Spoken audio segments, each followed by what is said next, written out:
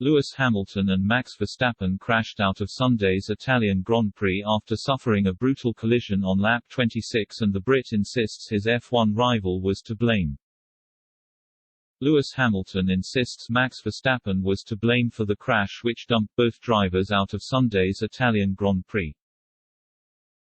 With just over 26 laps remaining at the Autodromo Nazionale Monza, Verstappen drew up alongside Hamilton as he left the pit lane.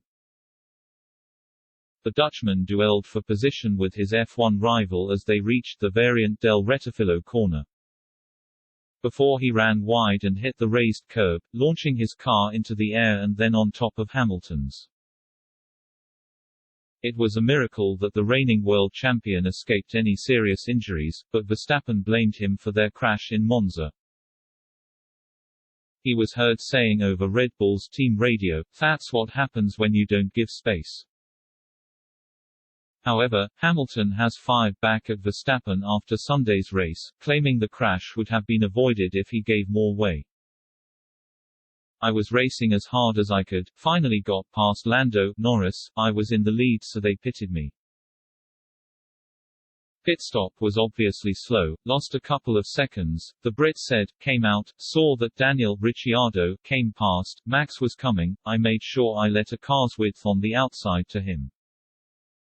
I went into turn 1 and I was ahead going into turn 2, then all of a sudden he was on top of me. When asked if Verstappen could have backed out, Hamilton said, "Absolutely. Exactly the same scenario that happened in turn 4. Where I went around the outside, I was in exactly the same position, but I gave way.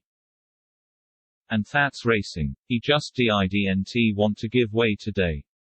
He knew when he was going into turn 2 what was going to happen, he knew he was going over the curb but still did it.